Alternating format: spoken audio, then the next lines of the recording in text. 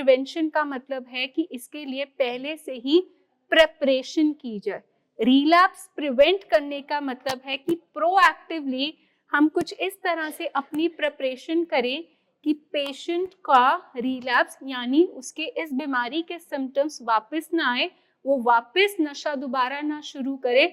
उसके लिए ऐसी कुछ स्ट्रैटेजीज, ऐसे कुछ कोपिंग टूल्स को पहले से ही प्लान करके रखें जिससे हम उसके रिलैप्स को रोक सकें। रिलैप्स की जब हम बात करते हैं ना, तो ये है कि हम जो रिकवरी की बात करते हैं, रिकवरी में रिलैप्स एक बहुत ही अहम हिस्सा प्ले करता है। हम कहते हैं कि कभी भी ऐसा होता नहीं है कि जर्नी में रिलैप्स ना हो, बट उससे ये मतलब नहीं है कि रिलैप्स से हमारा फेलियर हो गया। हमें हर एक रिलैप्स से बड़ा कुछ सीखने को मिलता है, और हर एक रिलैप्स से हमारी ग्रोथ ही होती है as a family and as a patient.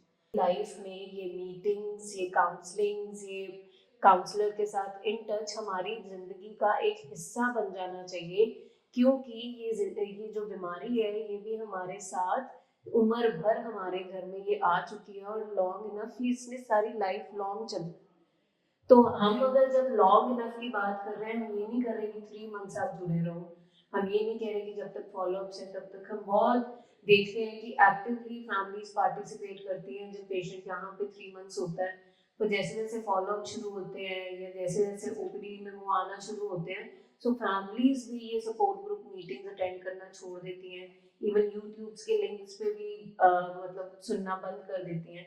तो उससे क्या होता है कि हमारी जो एजुकेशन होती है वो भी फेड अवे होनी शुरू हो जाती है, क्योंकि हम प्रोग्राम का जो एसेंस है वो भूलना शुरू हो जाते हैं। सो पहला स्टेप जो है रिलैप्स को प्रिवेंट करने का, रोकने का, वो यही है कि आप एज अ फैमिली लंबे समय तक, मतलब मैं तो बोलूँगी कि आप अपनी ज़िंदगी का हिस्सा ही बना लो ये जो सपोर्ट ग्रुप मीटिंग्स होती हैं, काउंसलिंग्स होती हैं, हमें अपने घर का हिस्सा बना लो। कि आप कोई भी घर पे आपको कोई दिक्कत आ रही है, कोई परेशानी आ रही है, so you should keep always the main counsellor जो आपके लव्ड वन का है, उसको अपने घर का हिस्सा बना लो। Take that person into the loop, कि हर बार जो भी कोई चीज आ रही है तो आपने उससे पूछना ही है। सो ये हमारा एक अहम एक स्टेप होने वाला है टू प्रिवेंट द रिलैप्स। जिन फैमिलीज ने ये स्टेप नहीं उठाया, हम देखते हैं कि वो धीरे धीरे उनकी नॉलेज भी फेड अवे होनी शुरू हो जाती है, एंड पेशेंट में और फैमिली में वही पुराने बिहेवियर्स आने शुरू हो जाते हैं, जो कि कहाँ पे आके खत्म होगा, रिलैप्स पे आके खत्म होता है।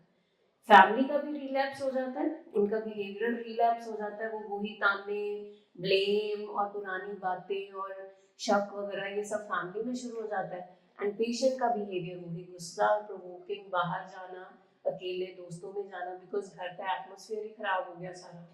सो रिलैप्स फैमिली का भी होता है और रिलैप्स पेशेंट का भी होता है, अगर वो लॉन्ग इनफ जुड़ी नहीं रहेगी हमारी ट्रीटिंग टीम के साथ कोपिंग स्ट्रैटेजीज और स्ट्रेस मैनेजमेंट को डील करने के लिए। सो जैसे कि हम बात कर रहे हैं रिलैप्स की, तो इस चीज़ को समझना है कि क्रॉनिक बीमारियों में सिम्टम्स रिमिशन मतलब वो ठीक हो जाते हैं, चले जाते हैं और फिर वापस भी आ जाते हैं।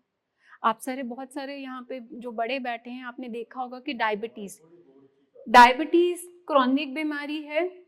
तो जैसे डायबिटीज क्रॉनिक बीमारी है, इंस्पाइट की आप मेडिकेशन चल रहा है, आप अच्छी मैनेजमेंट कर रहे हैं, उसके बावजूद भी कई बार शुगर फ्लक्चुएट हो जाती है। उसी तरह जब हम एडिक्शन की बात करते हैं तो एडिक्शन को हम बोल रहे हैं कि वो भी क्रॉनिक प्रोग्रेसिव बीमारी है।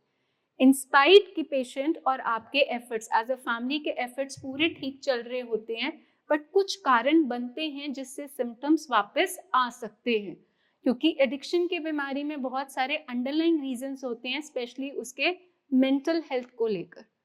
तो कई बार उन कारण के कारण भी पेशेंट्स नशे की तरफ वापस चले जाते हैं। रिलैप्स का मतलब ये नहीं है कि हमारे कर्म खराब, जब पेशेंट के कर्म खराब, ये ठीक नहीं होगा। रिलैप्स जर्नी का पार्ट हो सकता है रिकवरी का, पर एंड ऑफ द जर्नी नहीं है। तो इस पैराडाइम पे काम करना बहुत इंपॉर्टेंट है कि रिलैप्स का मतलब ये नहीं है कि हमारा लव्ड वन ठीक होना ही नहीं चाहता, इन्हें बंदे दा पुत बनना ही नहीं है, इन्हें ठीक होना ही नहीं है। रिलैप्स हो सकता है, पर रिलैप्स को रोकने के लिए जितनी कोशिश है उसके लिए एक प्रिवेंशन प्लान को समझना बहुत ज़रूरी है। क्योंकि हमें लगता है, क्योंकि बहुत सारी हमारी होप्स, हमारी एक्सपेक्टेशंस चल रही होती हैं ट्रीटमेंट से, तो जैसे ही पेशेंट का सेटबैक होता है, जब उससे कोई वीक एक्शन होता है, तो हमारे एफर्ट्स भी हमें लगता है कि बिल्कुल वेस्ट हो गए, ये ठीक ही नहीं होगा, ट्रीटमेंट फेल हो गया। तो इस चीज़ को अंडरस्टैंड करें, क्योंकि ये अनरियलिस्टिक एक्सपेक्टेशन है। जैसे एक सड़क पे आप चलते हैं तो सड़क पे भी स्पीड ब्रेकर्स आते हैं, उसी तरह रिकवरी की जर्नी में भी सेटबैक आ सकते हैं। तो सेटबैक आ गए हैं तो आपका राइट एक्शन जरूरी है, और उस सेटबैक से बचने के लिए ये सारा प्लान को समझना, उसकी तैयारी पहले से करना, वो बहुत जरूरी है। सो रिलैप्स को लेके एंड ऑफ द ट्रीटमेंट में कहीं आप फंस ना जाएं, इसलिए आपको बार बार इस चीज के लिए एम्फसाइज कर रही हैं कि जैसे बाकी बीमारियों में सिम्टम्स वापस भी अकर कर सकते हैं, तो एडिक्शन की भी, क्योंकि ये भी क्रॉनिक प्रोग्रेसिव बीमारी है, इसमें भी पेशेंट का फॉल, स्लिप या कोई वीक एक्शन उससे हो सकता है। इसका मतलब क्या है कि उसमें अभी इतनी काबिलियत नहीं आई, अभी उसके जितने कोपिंग स्किल्स थे वो अभी कम हैं, उसको और मैनेजमेंट की या और प्रैक्टिस की जरूरत है। आप जैसे समझते हैं, एक बच्चा क्लास में जब फेल होता है, ठीक है, अगर वो 5th में फेल हुआ तो उसको क्या मतलब दोबारा 1st से एडमिशन लेना पड़ता है, प्री नर्सरी से एडमिशन लेना पड़ता है? नहीं ना। उसका मतलब उसको वहीं से 5th में उस सब्जेक्ट की एक्स्ट्रा ट्यूशन लगा के उसको उस सब्जेक्ट की ज्यादा मेहनत कराई जाती है।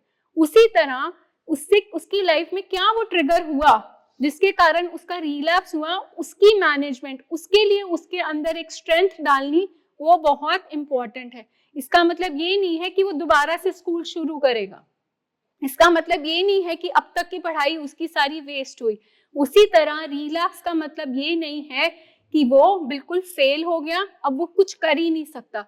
इसका मतलब जौन सा सब्जेक्ट, जौन से एरिया में उससे नहीं मैनेज हुई और उसने जाके नशा कर लिया, उससे नहीं प्रेशर, उससे नहीं स्ट्रेस हैंडल हुआ, उससे नहीं मूड अपना मैनेज हुआ, उसे लग रहा था नशा छोड़ने के बाद उसकी जिंदगी बिल्कुल नॉर्मल, उसको वो जरूर वापस मिलेगा, उसे वापस नहीं मिला, तो उसने वापस जाके नशा कर लिया। सो रिलैप्स एक हमेशा थॉट प्रोसेस, एक सोच के साथ रिलेटेड होता। सो इस चीज को अंडरस्टैंड करना है कि पेशेंट का चलते चलते इस बीमारी में अगर कोई वीक एक्शन हो गया, वो घिर गया, तो इसका मतलब ये नहीं है कि उस घिरे हुए इंसान को, जो वो घिर गया, उसको उठाओगे नहीं। अब मिट्टी झाड़ो और आगे बढ़ो। गिर गया तो उठाओ, मिट्टी झाड़ो और आगे बढ़ने की कोशिश करो। तो क्योंकि हम हमेशा फैमिलीज को देखते हैं कि जब पेशेंट का कोई उससे वीक एक्शन हो जाता है तो सबसे पहले एक रिएक्शन जो फैमिली से आता है वो बहुत ही क्रिटिकल रिएक्शन आता है, फिर तू फेल कर लिया, तेनू समझ नहीं आई, तेनू पता नहीं लग गया। वो कितना बेबस होगा, क्या हमने सोचा जाके कि उसने दोबारा ऐसे क्यों किया? उन कारणों को ढूंढना बहुत जरूरी है रिलैप्स को प्रिवेंट करने के लिए। और जैसे हम बात यहाँ पे मैम ने बात की कि लॉन्ग इनफ, उसके बाद सेकंड पॉइंट है कि कम फॉर रेगुलर फॉलोअप्स। जब आप एक ट्रीटमेंट से जुड़ते हैं तो इस ट्रीटमेंट की सक्सेस कहाँ पे है? फॉलोअप्स में। अब वो घर जाता है 100 दिन के प्रोग्राम के बाद, जब एक पेशेंट घर जाएगा, अब वो वर्ल्ड को, बाहर सोसाइटी को, रियल चैलेंजेस को फेस करेगा, तो उसे पता लगेगा कि दिक्कत कहाँ है, प्रॉब्लम कहाँ है। तो फॉलोअप का मतलब आप यहाँ से ट्रीटमेंट करा के गए, आपने 100 डेज का प्रोग्राम किया, घर गए, घर जाके आपने देखा आपके अंदर क्या चैलेंजेस आ रहे हैं। अब उन प्रॉब्लम्स को आप डिस्कस करने के लिए वापस इन, आप अपने वापस ट्रीटिंग टीम, अपने ट्रीटिंग सेंटर में वापस आए और आपने बोला कि मैम ये शाम नहीं मुझसे निकलती, ये जो 6 बजते हैं, ये 6 बजे वाले मुझे ना घबराहट शुरू हो जाती है, मेरी क्रेविंग्स का टाइम सबसे ज्यादा शाम है। अच्छा, मैं जब गया रिश्तेदारों के घर तो मुझे लगता है कि वो मुझसे पूछ रहे थे तू कहाँ पे था, मैंने अभी तक उनको फेस करना ही नहीं शुरू किया। तो इन सारी चीजों पे कहाँ पे बात होती है? फॉलोअप्स पे आके। मेरा मूड नशा छोड़ने के बाद मैम बिल्कुल ही लो रहता है, मेरा उठने को मन नहीं करता, क्योंकि वो कहाँ से पावर ले रहा था, अपने नशे से। अब नशा छोड़ के ना उसका उठने को मन कर रहा है, ना उसका कुछ करने को मन कर रहा है। तो जब वो आके ऐसी चीजों की शेयरिंग करता है, तो इसका मतलब पूरी ट्रीटिंग टीम, उसका काउंसलर उस चीज में उसको गाइड करेगा how to go about it. क्योंकि नंबर 1 जो हम ट्रिगर कहते हैं रिलैप्स का, वो बोर्डम है, लोनलीनेस है। क्योंकि यहाँ से जाने के बाद अब एक इंसान बिल्कुल फ्री हो जाता, क्योंकि पहले दिमाग बिल्कुल बिजी था, नशा कहाँ से लाना है, कहाँ से करना है, कहाँ छुपाना है, सारा टाइम प्री ऑक्युपाइड था। अब नशा छोड़ के बहुत सारा टाइम फ्री हो गया, और उसे टाइम अगर मैनेज करना नहीं आया, उसे वो अपने स्पेसिफिक उस टाइम को भरना नहीं आया, तो उसके लिए दिक्कत हो जाती है। तो फॉलोअप्स का मतलब क्या है कि जैसे हम एक पेट्रोल में, गाड़ी में पेट्रोल डलवाते हैं, अपने मोबाइल को वापस रिचार्ज करते हैं, उसी तरह फॉलोअप्स का मतलब क्या है कि पेशेंट यहाँ पे आएगा, अपनी सारी कोपिंग स्किल्स, अपनी मैनेजमेंट टेक्निक्स को वापस रिचार्ज करेगा। क्योंकि जब तक अगर वो रिचार्ज नहीं करेगा, वो आगे नहीं बढ़ेगा। क्योंकि लाइफ में हर दिन, हर मोमेंट में एक नया चैलेंज है, और हमारे पेशेंट्स पहले ही ऐसे हैं जिनमें उनसे अपने चैलेंजेस लाइफ को फेस करने की उनके अंदर एक काबिलियत ही नहीं होती। वो तो पहले ही भागते रहते हैं नशा कर करके। सो इस चीज से हमें देखना है कि जो हम क्या करते हैं, चलते चलते हम ट्रीटमेंट कराते हैं, बट एक दो, जब मैक्सिमम थोड़े फॉलोअप्स के बाद, 6 फॉलोअप्स के बाद हमें कहते हैं कि अब ये बिल्कुल ठीक है, अब इसको फॉलोअप्स की जरूरत नहीं। अगर एक पेशेंट रेगुलर फॉलोअप्स पे आता है, तो वो अपने रिलैप्स को अच्छे से प्रिवेंट करता है।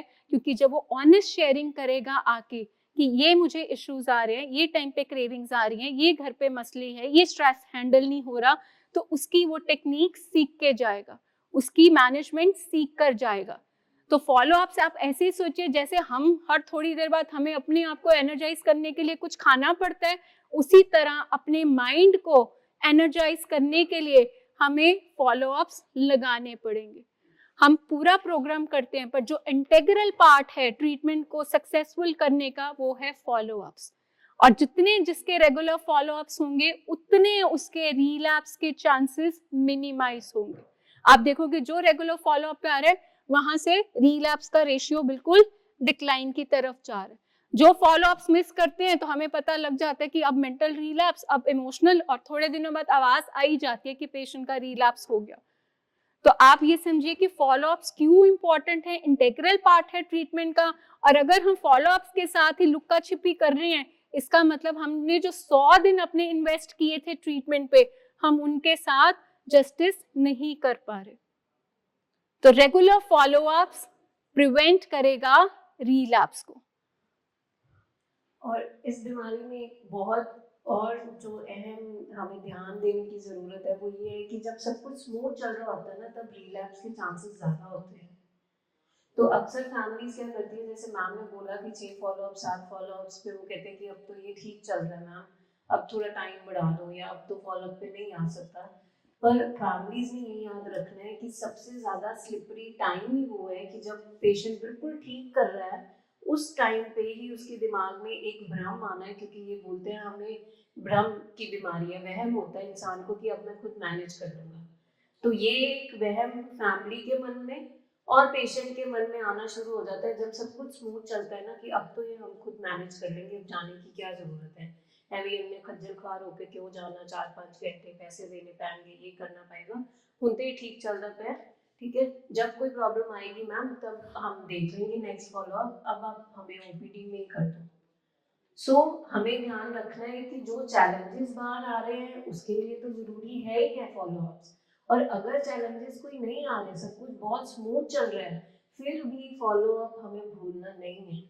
क्योंकि जैसे मैम ने बोला कि फॉलोअप हम करते रहेंगे, तो हम रिलैप्स का रेशियो कम कर सकते हैं, हम वो रिलैप्स को प्रिवेंट कर सकते हैं। वो कहते हैं ना, सावधानी हटी दुर्घटना घटी।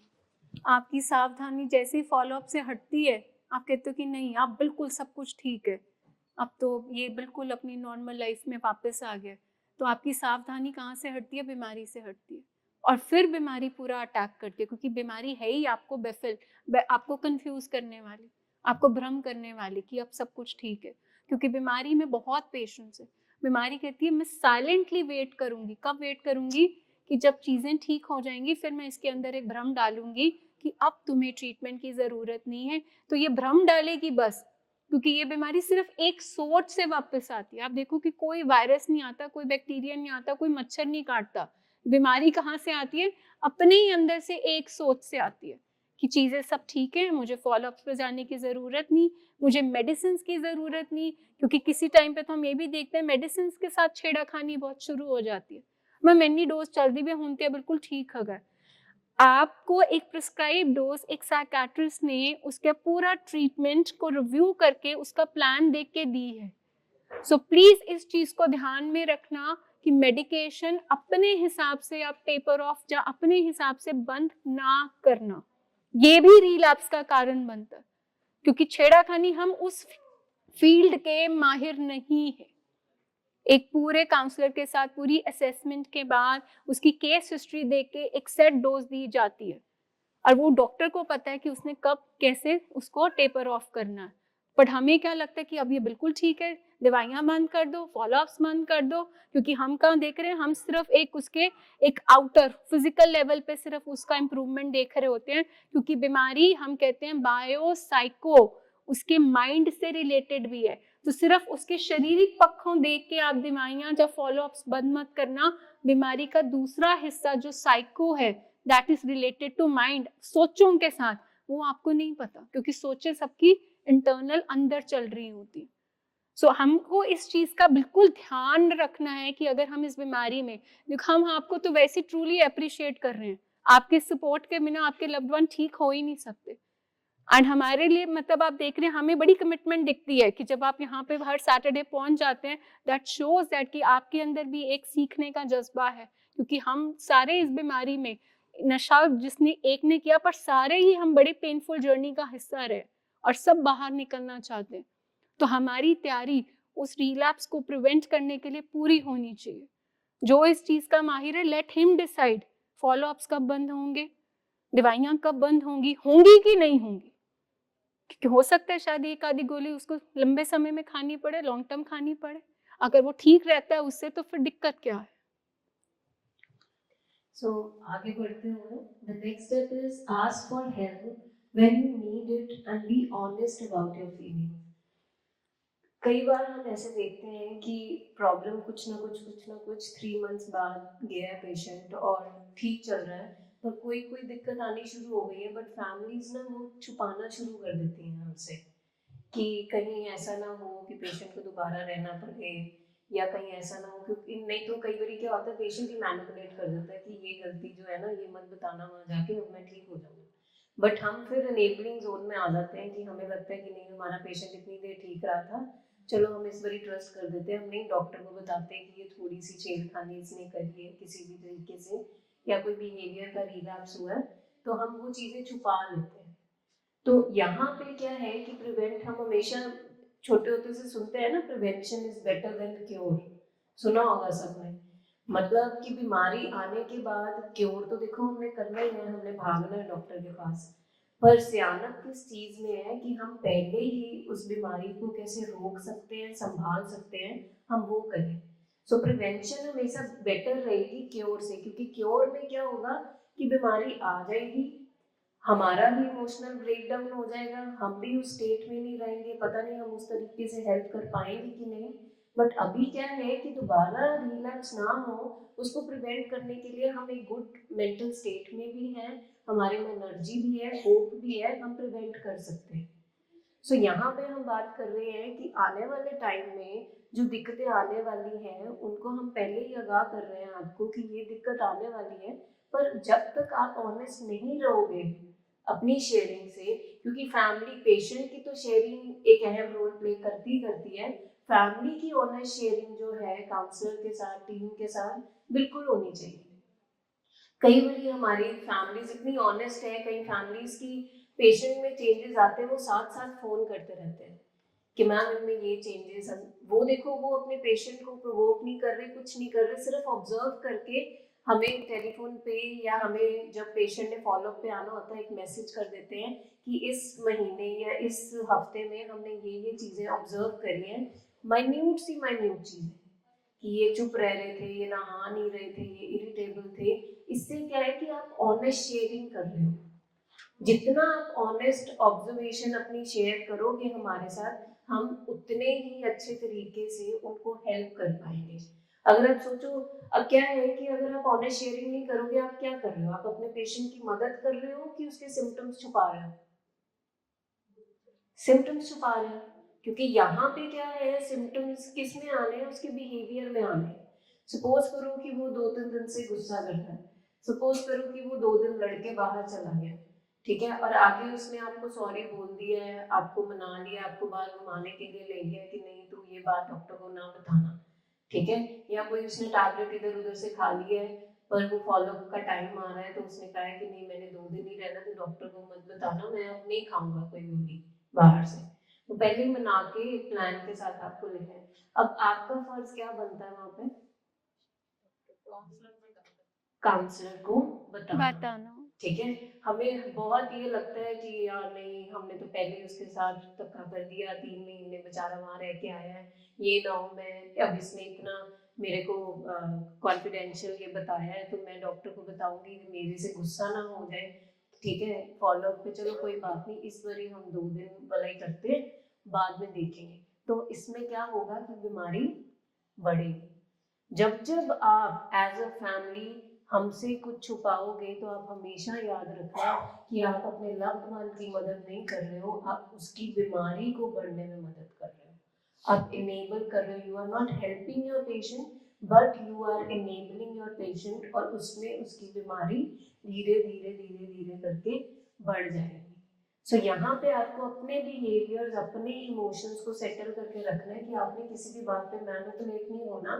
आपको इतना असर्टिवली उनको बोलना है कि नहीं मैं तो ऑनेस्टली सब कुछ बताऊं क्योंकि आई लव यू, आप मेरे लिए प्रेशियस हो, मैं आपको लूज नहीं करना चाहती, this is something where I can't help it. मैं आपकी रिकवरी में आपकी मदद कर सकती हूँ पर बीमारी को छुपाने में मैं मदद नहीं कर सकती। ये आप लोगों को अपने लव्ड वन को स्पष्ट तरीके से बता देना है ताकि वो भी आपको मैनिपुलेट करने की कोशिश ना करें। बिकॉज बहुत हद तक होता है, बिकॉज जैसे मैम ने बोला कि बीमारी की नेचर ही ऐसी है, आपको बैफल करने वाली, मैनिपुलेट करने वाली, चुस्त चालाक बीमारी बोला गया है इसको, ठीक है। तो वो ये चुस्त चालाक बीमारी, जब ये बीमारी हावी होने लगती है तो आप हमारे लव्ड वन में वो चुस्त चालाकियां आनियां शुरू हो जाती है, ठीक है। तो वो जो चुस्त चालाकी आती है तो आप लोग इमोशनली अटैच्ड हो अपने लव्ड वन से, तो आप उन भावनाओं में बह जाते हो और कहीं ना कहीं आपको लगता है नहीं यार मैं इसका मतलब चलो इस बारी तो हेल्प कर देती हूँ, मैं डॉक्टर से ये बात नहीं बताऊंगी, ठीक है। या कई बार हाथापाई होती है, हम वो चीजें छुपा लेते हैं, बट वो हाथापाई आपका लव्ड वन नहीं कर रहा, उससे उसकी बीमारी करा रही है। और अगर हम ये अहम बात, सच एन इम्पॉर्टेंट चीज हम प्रोफेशनल टीम से छुपाएंगे या नहीं ऑनेस्टली शेयर करेंगे तो आप हमारे हाथ बांध लोगे, हम आपके लव्ड वन को उस तरीके से ठीक नहीं कर पाएंगे क्योंकि हमें उनके सिम्टम्स ही नहीं पता कि क्या आ रहा है। आप हमें बोलो नहीं नहीं मैम सब कुछ ठीक चल रहा है, ठीक चल रहा है, तो हमें तो पता ही नहीं चलेगा। So you are the first person जिसमें छोटी से भी छोटी चेंजेस जो है उनमें ऑब्जर्व करने हैं और ऑनेस्टली आके हमें बताना है ताकि हम प्रिवेंट कर सके रिलैप्स को।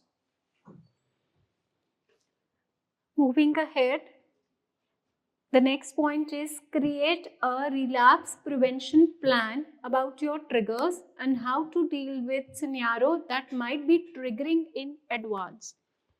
मतलब यहाँ पे इसका मतलब कि पहले से हम एक प्रोएक्टिवली प्रिपरेशन, तैयारी किस चीज़ की करें? अपने ट्रिगर्स की। ट्रिगर्स मतलब वो कारण कौन से हैं? कुछ दोस्त हो सकते हैं, पीपल, प्लेसेस, कोई स्लिपरी जगह जहाँ पे मैं नशा करता था, वो ट्रिगर, उसको देख के मेरी एसोसिएशन, मेरे दिमाग के तार एकदम खिल जाते हैं। देन चीज़ें, थिंग्स, कई बार एसोसिएशन हमारी होती है, जैसे अल्कोहल के साथ पीनट्स लिए तो पीनट को देख के मेरे अंदर कौन से तार छिलते हैं? अल्कोहल के।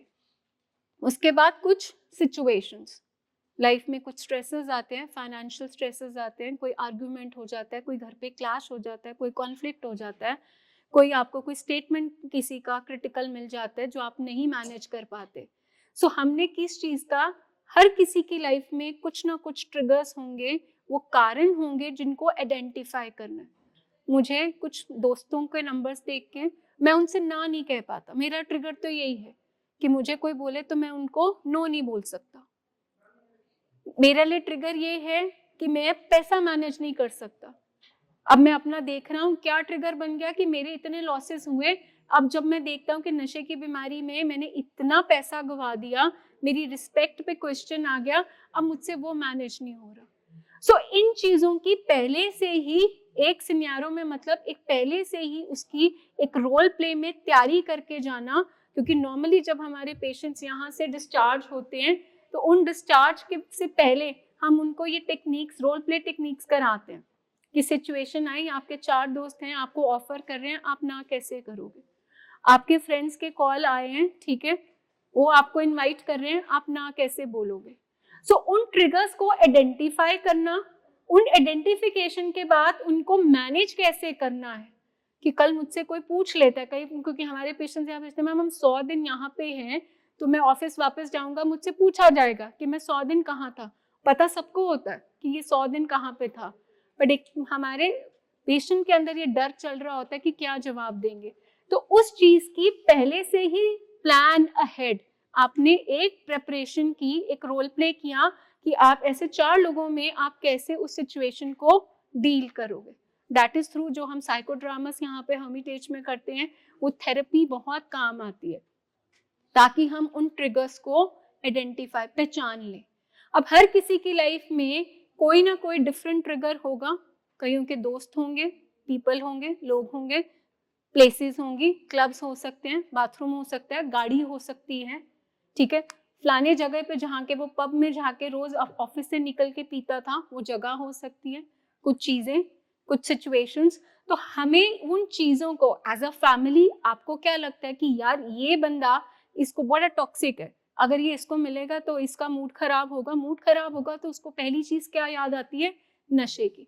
सो एज एन हम यहाँ पे थेरेपी में अपने पेशेंट्स के साथ भी एंड एज अ फैमिली, आपको जो लगता है, क्योंकि कई बार एनवायरमेंटल ट्रिगर्स भी होते हैं। आपका यहाँ पे हम मतलब लव्ड वन ट्रीटमेंट करा रहा हो और घर में इजी अवेलेबिलिटी है अल्कोहल की, सिगरेट की डब्बियां पड़ी हैं, तो आपको लगता है कि चांसेस उनके रिकवरी के स्टेक पे लग जाते हैं। सो इजीली इन चीज़ों को आइडेंटिफाई करना, पहचानना, इनको क्लीन करना, इनके ऊपर प्लान करना।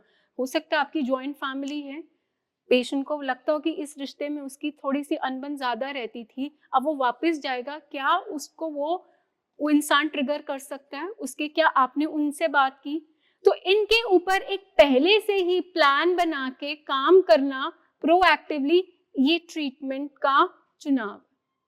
हम जब हमेशा फर्स्ट हैबिट की बात करते हैं प्रोएक्टिव की, वो प्रोएक्टिव क्या कहता है, planning ahead, preparation in advance. तो यहाँ पे प्रिपरेशन किस चीज की इन एडवांस होगी, उन ट्रिगर्स की। आपको कौन से ट्रिगर्स लगते हैं कि जो उसको ट्रैक से निकाल सकते हैं, वैगन से बाहर निकाल सकते हैं, उनके ट्रिगर्स क्या हैं, वो इंडिविजुअली उनके साथ उनके थेरेपिस्ट बैठ के उनके ट्रिगर्स को निकालते, एक्सट्रैक्ट करते कि अच्छा ये सिचुएशन हो सकती है, अच्छा ये हो सकता है। अच्छा घर पे तुम वापस गए, नहीं तुम्हें कोई समझा, क्योंकि नॉर्मली हमारे पेशेंट्स कहते हैं मैम हमने छोड़ा भी होता है तब भी हमें लगता है कि कोई हम पे विश्वास नहीं कर रहा।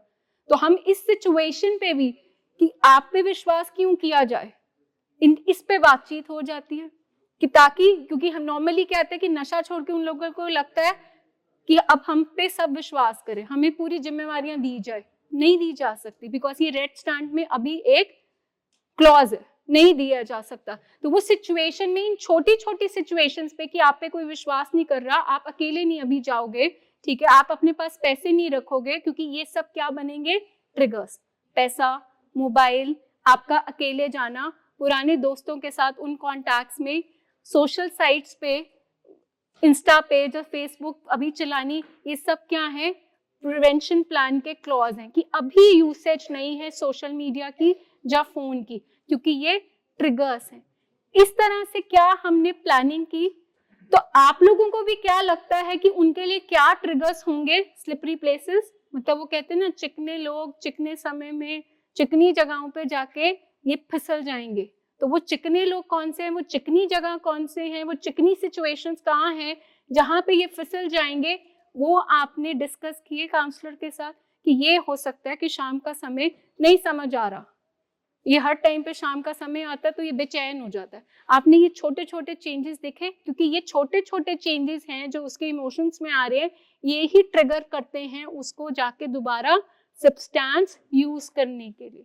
तो इसकी तैयारी पहले से, आपको पोटेंशियल कौन से वो कारण लगते हैं जिसके कारण वो फिसल सकता है, उस पे काम करना, वो है relapse prevention plan about triggers. Moving ahead, the next step is avoid triggers when possible. So जैसे ट्रिगर्स की बात कर रहे हैं मैम, तो ट्रिगर्स हमारे जैसे सोशल गैदरिंग्स में हो सकते हैं, फैमिली में हो सकते हैं, फ्रेंड्स में हो सकते हैं, कुछ सेंसरी ट्रिगर्स होते हैं हमारे। सो हम बहुत बार ये बोलते हैं कि आप मैरिजेस में नहीं जाओ, तो कहते हैं कि नहीं वहाँ पे नहीं, हमारे पास ही बैठेगा। बट क्या होता है कि सेंसरी, जब खाना कुछ बहुत अच्छा बना होता है तो उसकी खुशबू से हमें भूख लगने लग जाती है, होता है ना। हम रेस्टोरेंट में जाते ही हैं तो हमें पिज्जा बर्गर की खुशबू आती है, तो हमें होता है बस हमारा ऑर्डर कब आएगा। सो वैसे ही क्या है कि सेंसरी ट्रिगर्स भी होते हैं कि अगर हम शादी में सपोज करो फैमिली के साथ भी बैठा हुआ है, बट अल्कोहल और वो सारी चीजें जब हम मेरे को वो मतलब स्मेल करूंगी मैं, ठीक है, तो मेरा मन कर जाएगा। सो हम यहाँ पे लिखा हुआ है अवॉइड ट्रिगर्स व्हेन पॉसिबल, कि जिस हद तक आपके पास पॉसिबिलिटी है उन ट्रिगर्स को अवॉइड करने की। कुछ मूवीज हो गई, कुछ गाने हो गए ऐसे, ठीक है, और कुछ जगहें, बर्थडे पार्टीज हो गई, एनिवर्सरीज हो गई, शादी हो गई, कुछ ऐसी चीजें जहाँ पे उसको आपको पता है कि आपके लव्ड वन का ट्रिगर हो सकता है। बिकॉज ये सारी चीजें हम आपको रिलैप्स प्रिवेंशन में समझाते हैं फैमिली को कि ये जगहें स्लिपरी हो सकती हैं आपके लव्ड वन के लिए, और स्पेसिफिकली जो उसका भी केस है उसमें स्पेसिफिक उसके ट्रिगर्स क्या हैं ये भी फैमिली के साथ डिस्कस किए जाते हैं कि उसके ये कुछ दो ट्रिगर हैं या ये सिचुएशन है, आप उसको अकेले मत भेजिए, आप उसको गाड़ी मत दीजिए। क्योंकि एक अगर पेशेंट है उसका ट्रिगर यही रहा है कि वो गाड़ी में घूम घूम के पीता था, ठीक है, अकेले, तो हम उसको बोलते हैं कि इसका ट्रिगर है गाड़ी, आप इसको अकेले गाड़ी नहीं देनी है, आप कोई साथ में जाएगा, ठीक है। तो अब अगर उन चीजों का ध्यान फैमिली नहीं रखेगी तो फिर क्या होगा कि हम किसकी तरफ बढ़ रहे हैं, हम रिलैप्स की तरफ बढ़ रहे हैं। क्योंकि जो हमने, अब देखो, हो सकता है 50 ट्रिगर्स हो, बट आपके केस में 5-6 ट्रिगर्स हैं, पर अगर वो 5-6 ट्रिगर्स भी आपको बताए गए हैं और आप उसका ध्यान नहीं रख रहे हो, ठीक है, तो हम तो रिलैप्स की तरफ ही जाएंगे ना। सो इसीलिए फैमिली को ये सारी चीज़ें पहले बताई गई होती है रिलैप्स प्रिवेंशन, जब उनकी प्री डिस्चार्ज काउंसलिंग होती है कि ये ट्रिगर्स हैं, आपने इसके केस में तो इन अहम चीज़ों का ध्यान रखना है कि ये गाड़ी लेके ना जाए, या फ़ोन अगर इसका ट्रिगर है तो फ़ोन ना ये यूज़ करे, ठीक है, या पैसे इसका ट्रिगर है तो ये पैसे तो आपने बिल्कुल नहीं देने इसके, या अगर इसका काम पे ट्रिगर है तो आने जाने के टाइम पे ये पी सकता है तो इसको आप पिक एंड ड्रॉप खुद करें। सो ये सारी चीज़ें हम आपको बताते हैं, और जिस हद तक पॉसिबल हो, क्योंकि क्या है कि फैमिली भी थक चुकी होती है ना, उनको लगता है कौन ही पीछे जाए बार बार, कितनी देर तक कोई साथ रह लेगा मैम, अब नहीं इनको हम दे सकते, अकेले जाना नहीं दे सकते, गाड़ी नहीं दे सकते। सो हम कहते हैं जितना पॉसिबल है, क्योंकि उससे क्या होगा कि क्या पक्का हो रहा है, नींव किसकी पक्की हो रही है, रिकवरी की नींव ही पक्की हो रही है। अब जितना ज़्यादा टाइम एनर्जी उस चीज़ को दे रहे हो, आप अपने लव्ड वन के साथ जितनी देर रहोगे और जितनी उसके ट्रिगर्स को आप अवॉइड कर सकते हो पॉसिबली, तो उसमें क्या होगा कि हमारी रिकवरी ही एज अ टीम स्ट्रॉन्ग हो गई है। तो इसको हम हमेशा कैटेगराइज करते हैं एक एक्रोनियम से जिसको हम बोलते हैं halt. Hunger, H for hunger, A for anger, L for loneliness, T for tiredness. ये चार हम हमेशा देखते हैं कि सिचुएशंस में पेशेंट के रिलैप्स के चांसेस सबसे ज्यादा हैं। H फॉर हंगर, मतलब आप देखते हो कि हम हमेशा एक जब रिकवरी प्रोग्राम स्टार्ट होता है तो हम हमेशा एम्फसाइज करते हैं रूटीन बनाने की। रूटीन इसलिए बनाने की कि एक जितना टाइम टेबल अच्छा होगा, जितना एक किसी का स्केड्यूल अच्छा होगा, उतनी ज़्यादा उसको क्रेविंग्स कम आएंगे। तो हमारे मतलब ये स्पेशली हमारे जो कल्चर में क्या होता है कि ब्रंच बड़ा फेमस है, लंच ब्रंच इकट्ठे कर लो। बट जब हम इस बीमारी में आते हैं तो हम हमेशा कहते हैं कि छोटे छोटे मील्स हमारे लव्ड वन को आप देते जाइए, क्योंकि भूख किसको लेकर आती है? इरिटेबिलिटी को, गुस्से को। तो हंगर बिना जो खाली पेट इंसान घूमता रहता है तो फिर वो कैसे पेट भरने की कोशिश करता है? क्योंकि वो इरिटेबल होता है, चिड़चिड़ में होता है, तो वो जाके अपने मूड को ठीक करने के लिए नशा करता है। सो मेक श्योर दैट कि वो उनका पेट भरा हो। वो लंबा ये नहीं है कि सुबह नाश्ता कर लिया, आप शाम को चाय के साथ समोसे खा लिए, 10 बजे खाना खा रहे, ऐसा टाइम टेबल नहीं चाहिए। एक प्रॉपर तीनों meals, breakfast, lunch, dinner plus बीच में मिनी मील्स, जितने ये ऐसा एक प्लान चलेगा मेन मील्स के साथ, मिनी मील्स के साथ, उतनी क्रेविंग्स कम आती है। दूसरा, एंगर। हर छोटी बात पे अगर उसको खीज आ रही है, गुस्सा आ रहा है, तो इमीडिएटली आपको उसको क्या करना है? साथ में ही इन्फॉर्म करना है। Number third is loneliness. Loneliness का मतलब, क्योंकि नशा छोड़ने के बाद बोर्डम, खालीपन आता है। अगर आपने उस खालीपन में उस टाइम में कुछ चीजें नहीं भरी तो उसका मन करेगा वापस ये जिंदगी तो बड़ी फीकी है, वापस ये मैं उस रंगीन जिंदगी में वापस जाऊं। क्योंकि नशा छोड़ने के बाद जिंदगी कुछ समय के लिए ब्लैक एंड व्हाइट होती है। उस ब्लैक एंड व्हाइट लाइफ को अगर आपने कुछ एक्टिविटीज के साथ नहीं भरा, अगर एक पेशेंट ने, क्योंकि एक चीज गई है, वो खाली जगह को कुछ कहीं तो भरना, वहां भरने के लिए अगर हमने कुछ सूदिंग एक्टिविटीज, कुछ अच्छी एक्टिविटीज, कंस्ट्रक्टिव प्रोडक्टिव एक्टिविटीज नहीं डाली, कोई हॉबीज, कोई इंटरेस्ट नहीं डाले, तो वापस कौन आएगा उस खाली जगह पे? नशा। तो इसलिए लोनलीनेस या बोर्डम, इसको ध्यान में देखना। अकेला अकेला तो नहीं रह रहा, बोर तो नहीं हो रहा हर टाइम पे, क्योंकि क्या किस चीज की उसको याद आएगी उस टाइम पे भी? नशा। तो यहाँ पे भी रुक जाइए। अगर आपको लगता है कि वो हर टाइम पे अकेला रह रहा है, इरिटेबल है, लोनली फील कर रहा है, कनेक्ट नहीं कर रहा, फिर उसने अपने आप को आइसोलेट कर लिया है, लोगों के साथ डिस्कनेक्ट कर दिया है, बात नहीं कर रहा, तो ये भी उसका ट्रिगर बनेगा।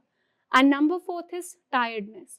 बहुत ज्यादा, क्योंकि हमें क्या होता है, कई बार हमारा माइंडसेट क्या कहता है कि अब मैं पुराने घाटे सारे पूरे करूंगा, तो हम क्या है, एक्सेसिव काम, वर्कलोड करना शुरू कर देते हैं, excessive gymming, excessive work hours.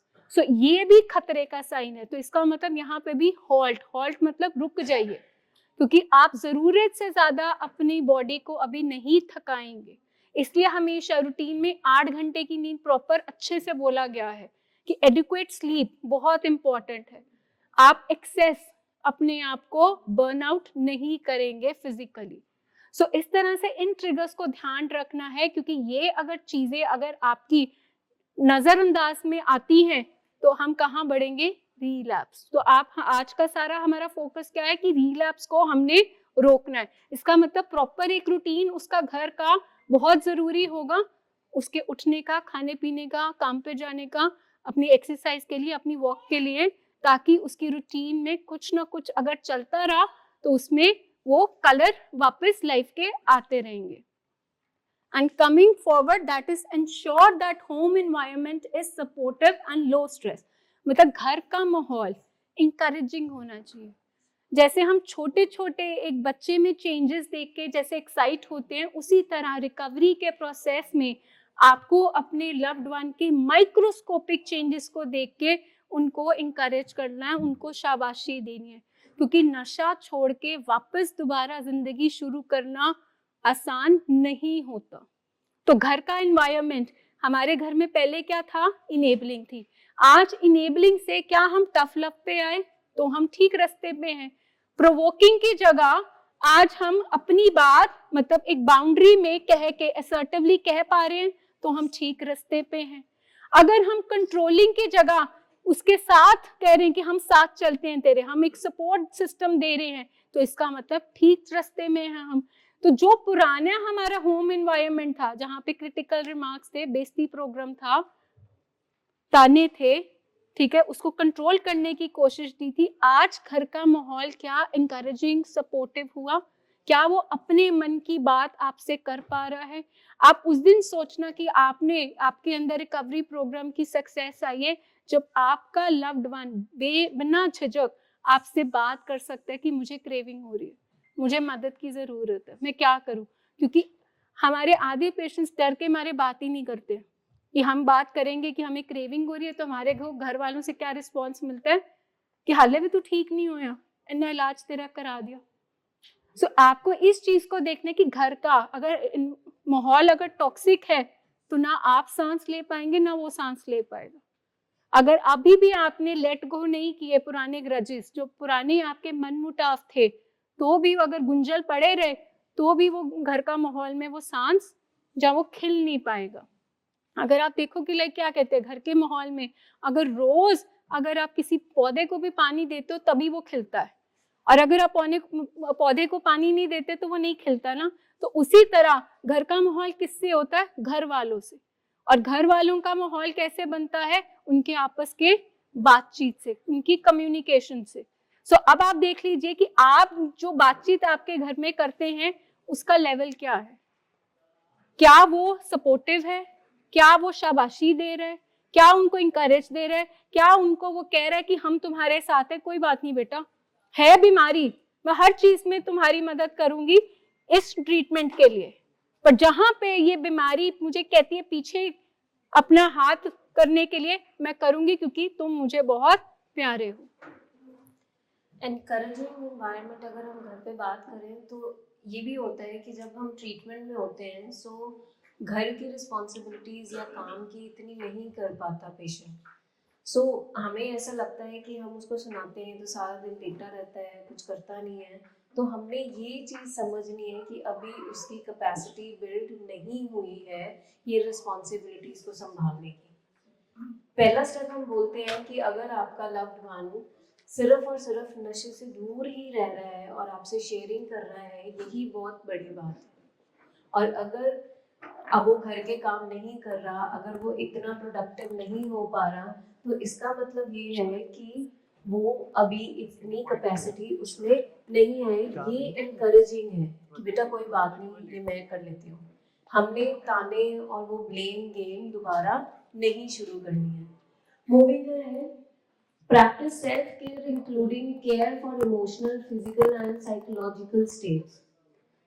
So self care practices हम बोलते हैं कि आपने इमोशनल वेलबींग, अपनी साइकोलॉजिकल वेलबींग और अपनी फिजिकल वेलबींग के बारे में आपका खुद भी ध्यान रखना है और इनकी भी ओवरऑल जो है उसका ध्यान रखना है वेलबींग का। सो उसमें क्या आएगा, जो हम रेगुलर बात करते हैं कि 7-8 घंटे की बिना किसी डिस्टर्बेंस से नींद, अपनी डाइट, एक्सरसाइज और ऑनेस्ट शेयरिंग जो है, ताकि हम खुले बिना किसी झिझक के एक दूसरे से हम बात अपने एक्सप्रेस कर पाए।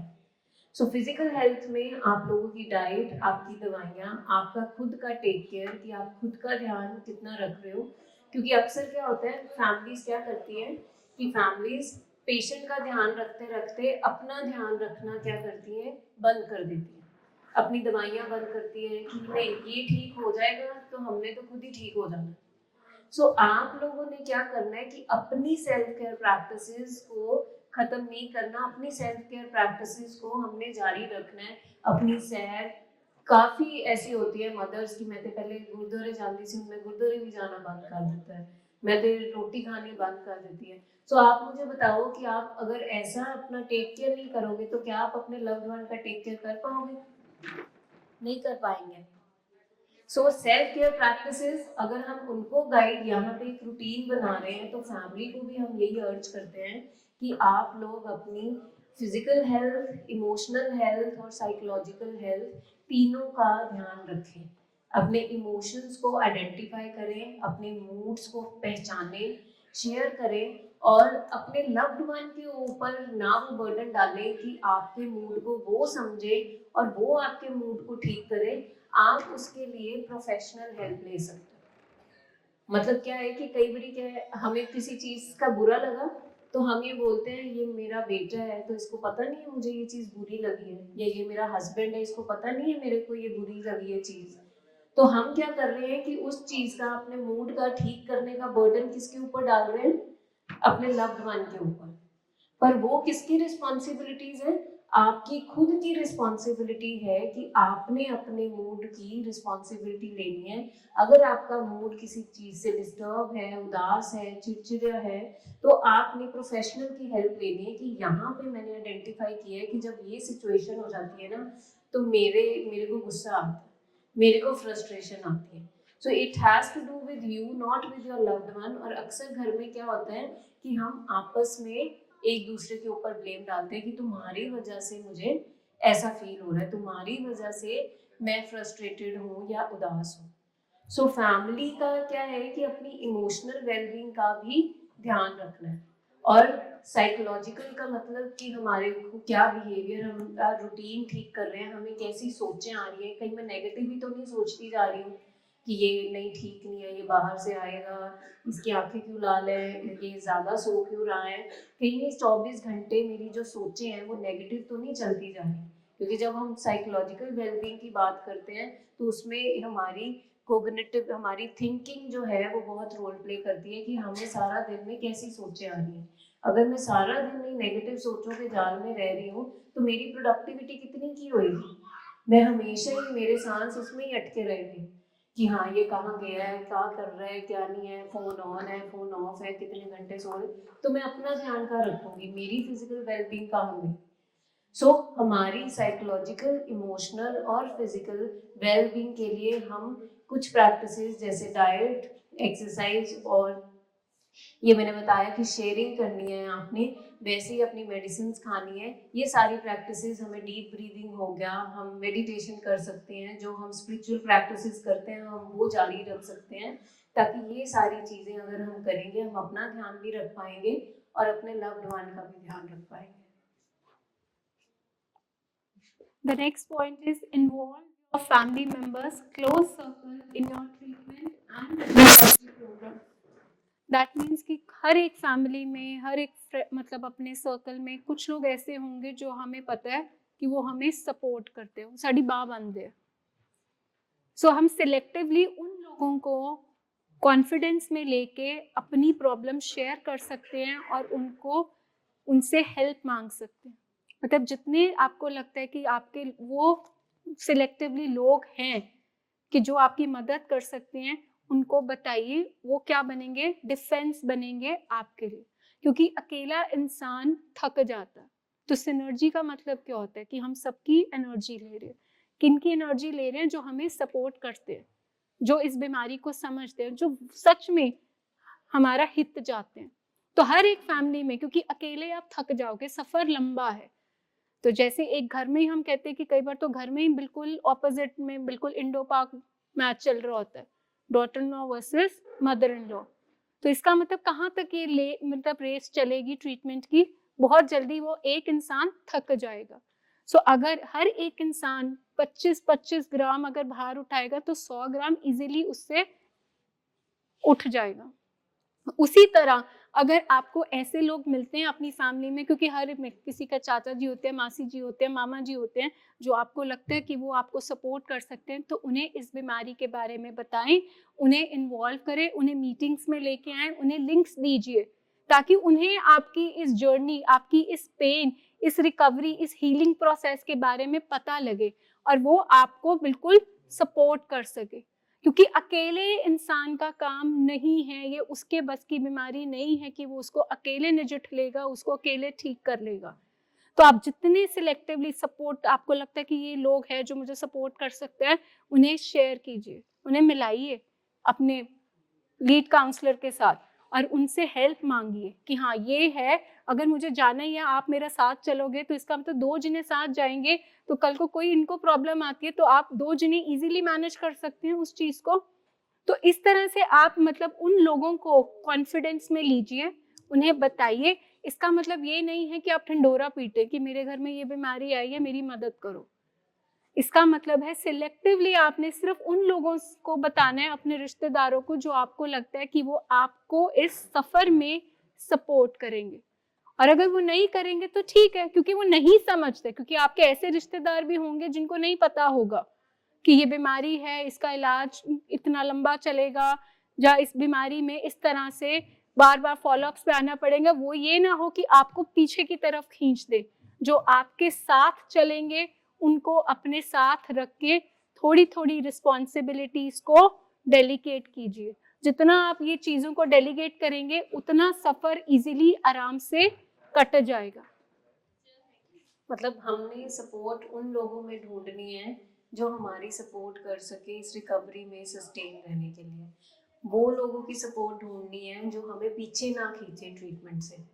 कि अगर पेशेंट में सपोज करो, क्योंकि हर एक पेशेंट की प्रोग्रेस डिफरेंट होती है, ठीक है। सो ये नहीं है कि अगर आपके लव्ड वन में कोई इम्प्रूवमेंट नहीं आ रहा तो आपके साथ जो लोग हैं वो आपको पीछे खींच लें कि नहीं ये ट्रीटमेंट ठीक नहीं है, ठीक है। या कोई स्लिप हो गया या रिलैप्स हो गया, देखिया इससे पहले क्या सी किसी सेंटर च पाओ तुसी इन्ने पैसे खर्चन का कोई फायदा नहीं है, नशे का कोई इलाज नहीं है। सो मेरे को किन लोगों के साथ जुड़ना चाहिए जो एक पॉजिटिव माइंडसेट चलते हैं, जो रिकवरी को समझते हैं, जिन्होंने मीटिंग सुनी है। मुझे अपना जो एनवायरनमेंट है, मुझे अपने आसपास का जो सपोर्ट सिस्टम है वो हेल्दी और पॉजिटिव चाहिए। नेगेटिव माइंडसेट और जो लोग इस बीमारी को नहीं समझते वो मुझे क्या करेंगे, ट्रीटमेंट से पीछे खींचेंगे, और मुझे ऐसा सपोर्ट सिस्टम नहीं चाहिए। So moving forward, the next step is setting healthy boundaries and stick to them. Setting boundaries का मतलब है कि जब हम यहाँ पे आपको red stands, yellow stands, green stands देते हैं कि फ़ोन नहीं चाहिए, फ़ोन नहीं अभी देना पेशेंट को, पैसे नहीं देने अभी, गाड़ी नहीं देनी है, अकेले नहीं जाने देना, अभी जिम नहीं करना है, मेडिसिन अपनी सुपरविजन में देनी है, तो हम क्या देखते हैं, कुछ टाइम तक फैमिलीज नो बोलती हैं। बट जैसे कि मैंने पहले बोला, पेशेंट ठीक कर रहा है हमारा, 1 महीना हो गया, 2 महीना हो गया, तो बिना ट्रीटिंग टीम को लूप में लिए बिना हमने क्या किया, उसको गाड़ी दे दी, उसको हमने पैसे दे दिए, तो हमने बाउंड्रीज मेंटेन तो करी पर एक टाइम तक। और जब हमें लगा कि ये अब ठीक हो गया तो हमने बिना किसी से डिस्कस किए उसकी वो जो बाउंड्रीज थी उसको हम स्टिक नहीं कर पाए, उसको हमने वो बाउंड्रीज क्या कर दी, तोड़ दी। अब क्या है कि बीमारी क्या है, जैसे हम बोलते हैं बैफनिंग है, क्लेवर है बीमारी, कनिंग है, ठीक है। सो थोड़ी देर पेशेंट ठीक रहता है, तो जब सारी चीजें ट्रिगर्स आने शुरू हो गए, पैसा मिल गया, गाड़ी मिल गई, वही यार दोस्त दोबारा मिलने शुरू हो गए, तो हम रिलैप्स से बच सकते हैं। सो फैमिलीज क्या करती हैं कि फैमिलीज कुछ बाउंड्रीज की, बेटा ये चीज नहीं मैं कर सकती, आप लोगों ने गुस्सा नहीं करना। हम जब टफ लव की बात करते हैं हम ये बोलते हैं कि आपने गुस्सा नहीं करना, आपने उसको बिल्कुल नो नहीं करना। नो कैसे करनी है, एक असर्टिव तरीके से करनी है कि मैं तेरी मदद कर सकती हूँ पर तेरी बीमारी की मदद नहीं कर सकती। ये अगर मैं तेरे को दे दूंगी, अगर मैं पैसे तेरे को दूंगी तो बेटा मैं तेरी बीमारी में तेरी मदद करूंगी। I have got the instructions from the treating team कि मैं ये नहीं कर सकती, ये मेरे दायरे के बाहर है, ये मेरी बाउंड्री के बाहर है, मैं अपनी बाउंड्री जो है वो नहीं तोड़ सकती, ऐसे मैं तेरा नुकसान कर दूंगी। तो जब हम अपने लव्ड वन को इस तरीके से ना करेंगे तो बहुत हद तक वो भी समझ आएगा। बट हमारा जो ना करने का तरीका होता है वो क्या है, तेरा तो हाल ही यही रहना, नहीं ऐदा नहीं होना, ये नहीं मिलना, तू ऐदा कर देगा। सो वो क्या है, ये एक प्रोवोकिंग स्टाइल है नो करने का। असर्टिव या टफ लव वाला स्टाइल क्या है कि उसको एक्सप्लेन करना कि हम नो कर क्यों रहे हैं, हमने ये जो बाउंड्री रखी हुई है। जैसे घरों में होता है कि जो मर्जी बात हो जाए हम आवाज अपनी ऊंची नहीं करेंगे, that is the boundary of the house, ठीक है। हमने जितना मर्जी लड़ाई झगड़ा हो जाए, एक बाउंड्री है घर पे कि खाना सारे डाइनिंग टेबल पे ही खाएंगे, चाहे जितनी मर्जी लड़ाई होगी, कोई अपने कमरे में नहीं मंगवाएगा खाना। ऐसे कुछ रूल्स सेट होते हैं जो बाउंड्रीज हैं। वैसे ही अगर आप अपने लव्ड वन को रिकवरी में रखना चाहते हो तो आपको सेट रूल्स, एक बाउंड्री बनानी पड़ेगी ट्रीटमेंट में रहने के लिए कि बेटा ये चीज तो पॉसिबल नहीं है, फॉलो अप मिस करना नहीं पॉसिबल नहीं है, ठीक है। फोन चाहिए, अभी हम डिस्कस किए बिना नहीं करेंगे। अगर आपको पैसा चाहिए, नहीं अभी हमें परमिशन नहीं है, आई कैन, मैं तेरा नुकसान नहीं कर सकती, ये बेटा नहीं, ये नहीं होगा। सो अगर हम वो बाउंड्रीज रखेंगे पहले दिन से and we will stick to them till the end of ये कि जब तक आपको ट्रीटिंग टीम उस चीज़ के लिए आपको रजामंदी नहीं देती है, अगर आप वो बाउंड्रीज को स्टिक करते हैं, सो रिलैप्स प्रिवेंट हम कर सकते हैं. So the last point in this slide is receive treatment for any underlying medical or mental health condition. मतलब एडिक्शन जब आती है, एडिक्शन के पीछे कोई ना कोई अंडरलाइंग रीजंस, कोई ना कोई मेडिकल या कोई मेंटल हेल्थ इशू होता. मतलब अगर हम देखें कि अगर नशे की बीमारी क्या है तो वो मूड मिजाज की बीमारी है. एक इंसान नशा क्यों कर रहा है? क्योंकि उसके अंदर कॉन्फिडेंस नहीं था. एक इंसान नशा क्यों कर रहा है? क्योंकि उसे नींद नहीं आ रही थी. एक इंसान नशा क्यों कर रहा है? क्योंकि वो अपनी जिंदगी के स्ट्रेस को मैनेज नहीं कर पा रहा. तो खाली फोकस नशा कर रहा है कि नहीं कर रहा, इससे हटा के उसके और नीचे अंडरलाइन रीजंस क्या है. मतलब आपको सिर्फ आपका ध्यान कहाँ जाता है? नशा कर रहा है नहीं कर रहा, दैट इज ऊपर जो पेड़ का फल है. तो इसका मतलब हमें जड़ तक जाना पड़ेगा कि नीचे कारण क्या थे, क्या उसके लिए पूरा एक ट्रीटमेंट प्लान चल रहा है. जैसे अब विंटर सीजन आ रहा है, अब मूड के मसले सबसे ज्यादा हमारे पेशेंट्स में हमें देखने में मिल रहे हैं. क्या उन चीजों को एड्रेस हो रहा है? क्या आप उस चीज में आपकी तैयारी होगी? क्या आपने उस चीज को समझा कि नशे के साथ उसके मूड मिजाज के प्रॉब्लम है, नशे के साथ उसको हमेशा हर छोटी बात पे घबराहट, वो हमेशा डरता रहता है. हमारे पेशेंट को देखते हैं, मैम पता नहीं वो मैं यहाँ पे हूँ, बच्चे स्कूल टाइम पे अपने आप चले गए होंगे, घर आ गए होंगे, मेरी वाइफ गाड़ी लेके जा रही है, एक फोन कर दो. तो इसका मतलब वो एंग्जाइटी भी तो कहीं ना कहीं कारण है जो उसको नशे की तरफ लेके जाता है. तो इसलिए अंडरलाइंग रीजंस को भी ढूंढना, बाइपोलर है कि उसको एंग्जाइटी के इश्यूज हैं, ओसी के इश्यूज हैं, इन सारी चीज़ों को भी आइडेंटिफाई करना उसके ट्रीटमेंट प्लान में वो रिलैप्स को प्रिवेंट करता है. सिर्फ इतने पे फोकस रखना, नशा कर रहा है नहीं कर रहा, अब इसने छड्या हुआ है, अब ये नशा कर रहा है, ये ट्रीटमेंट नहीं है. ट्रीटमेंट का मतलब है कि आपने बीमारी का इलाज कराया, अब आप उस नशे के बिना एक अपनी नॉर्मल जिंदगी, जो आपकी लाइफ डिसफंक्शनल हो गई थी, आप उसको एक नॉर्मल वे में लिव कर पा रहे हो, उसको माइनस करके. क्योंकि नशे के इर्द गिर्द सब कुछ घूम रहा था, अब नशा चला गया है, अब आप वापस नशे से उस लाइफ को कैसे वापस रीलिव कर रहे हो, क्या उसके लिए तैयारी है? वो तैयारी अगर है तो रिलैप्स आपका कहीं ना कहीं प्रिवेंट होगा. अगर तैयारी नहीं है तो जगह जगह ट्रिगर्स होंगे, घर पे ट्रिगर होंगे, बाहर ट्रिगर होंगे, आप निकलेंगे काम पे जाएंगे वहां ट्रिगर होंगे. तो इन चीजों को बचाने के लिए फोकस नशा हटाओ. कहाँ पे उसका ध्यान हटाना पड़ेगा? नशा छड़ रहा है, कटा रहा है, बंद करता है, इससे ज्यादा कहाँ पे फोकस होना चाहिए कि पेशेंट ट्रीटमेंट में है कि नहीं है. ट्रीटमेंट में है तो वो आगे बढ़ेगा, ठीक होगा. और अगर वो ट्रीटमेंट में ही नहीं है तो इसका मतलब वो क्वेश्चन पेपर तो सॉल्व ही नहीं होगा, उसका इलाज में वो आया और वैसे ही बिना भीगे वापस चला गया. सो रिलैप्स को प्रिवेंट करने के लिए बहुत सारे मतलब हमें ये टूल्स, ये टेक्निक्स सीखनी पड़ेंगी. आप लोग इसमें अपना इनपुट दीजिए कि कौन कौन से ट्रिगर्स थे आपके लव्ड वन के जो काउंसलर्स हैं उन्हें आइडेंटिफाई करने के लिए मदद करने में, कि ताकि आप एक पूरा प्लान उनके साथ बैठ के बना सके.